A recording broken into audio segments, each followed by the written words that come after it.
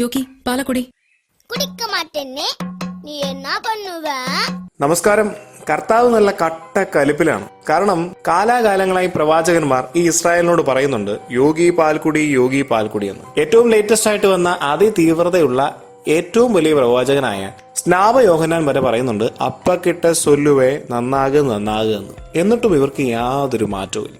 എന്നിട്ട് കർത്താവ് അവരോട് പറഞ്ഞു നോക്കി, എന്നിട്ടും യാതൊരു രക്ഷയുമില്ല. അവസാനം കർത്താവ് കട്ട കലപ്പിൽ ഒരു ഡയലോഗ് വെക്കുകയാണ്, ഇങ്ങനെ പോയാ വേശ്യകളും ചുങ്കക്കാരും ഒക്കെ നിങ്ങൾക്ക് മുമ്പേ സ്വർഗരാജ്യത്തിൽ പ്രവേശിക്കും, അതുകൊണ്ട് നന്നാകുമെങ്കിൽ നന്നാകും എന്നൊരു ആറ്റിറ്റ്യൂഡിൽ കർത്താവ് ഒരാഞ്ഞ ഡയലോഗ് പറയുകയാണ്. Matthew chapter 21 versus 28 to 32. ചോദ്യം നേരെ നമ്മുടെ നേരെ തിരികെയാണ്. ദൈവത്തിന്റെ സ്വന്തം ജനം ക്രിസ്ത്യാനി എന്നൊക്കെ പറഞ്ഞിട്ട് അഭിമാനിക്കുന്ന നീ കർത്താവിനോട് ചേർന്ന് നിൽക്കാൻ വിമുഖത കാണിക്കുന്നുണ്ടോ? ചെറുതായിട്ടൊക്കെ ഇല്ലേ ചങ്ങാതി? കാരണം നോമ്പ് കാലമായിട്ടും അമ്മയും അപ്പനും ഒക്കെ രാവിലെ എഴുന്നേറ്റിട്ട് യോഗി പാൽക്കുടി എന്ന ഡയലോഗ് വീട്ടിലും ആവർത്തിക്കുന്നുണ്ടാവും. എടാ പുതപ്പൊക്കെ മാറ്റിയിട്ടൊന്ന് പള്ളിയിൽ പോടാ, അല്ലെങ്കിൽ നിനക്ക് സ്വല്പം സംഘടന മികവൊക്കെ ഉള്ളതല്ലേ, നിനക്ക് ആ യുവജന സംഘടനയിലൊക്കെ ഒന്ന് പ്രവർത്തിച്ചുകൂടെ?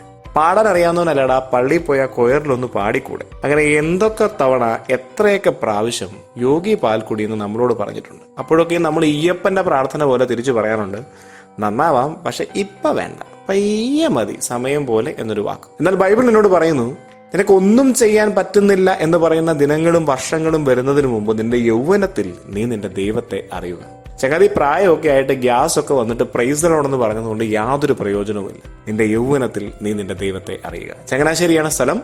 നോക്കി നിൽക്കുമ്പോൾ ഒരു എക്സ്ട്രാ ഫിറ്റിംഗ് ഉള്ള ഒരു സൂപ്പർ ബൈക്കിൽ ഒരു യുവാവ് ഇങ്ങനെ അടിച്ചു പൊളിച്ചു വന്നിട്ട് ബ്രേക്ക് ഇട്ട് നിന്നു. ബൈക്കിന്റെ തൊട്ടു സൈഡിൽ അവന്റെ ഹെൽമെറ്റ് മനോഹരമായി തൂങ്ങിക്കിടപ്പുണ്ട്. ഒരല്പസമയം നിന്നിട്ട് എല്ലാവരെയും ഒന്ന് നോക്കിയിട്ട് വീണ്ടും അതിഭീകരമായ സ്പീഡിൽ അവൻ മുന്നോട്ട് പോവുകയാണ്. കണ്ടു നിന്നവരുടെയൊക്കെ കണ്ണു തള്ളി. എല്ലാവരും പറഞ്ഞു ഇത് എവിടെ പോയി ചാകാനുള്ള പോക്കാണ്.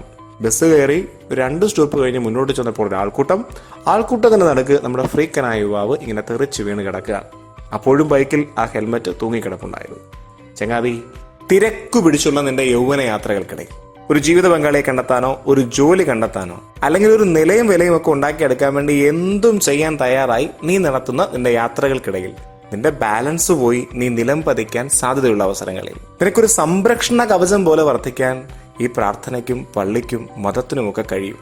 അതുകൊണ്ട് ധൈര്യമായി ഈ ഹെൽമെറ്റ് എടുത്ത് ധരിച്ചുകൊണ്ട് മുന്നോട്ട് പോവുക. ക്രിസ്തു നിനക്കൊരു വികാരമായിരിക്കട്ടെ. ക്രിസ്തു നിനക്കൊരു അഡിക്ഷനായി മാറട്ടെ. Get addicted to Christ. This is RJ father signing off. Have a great day.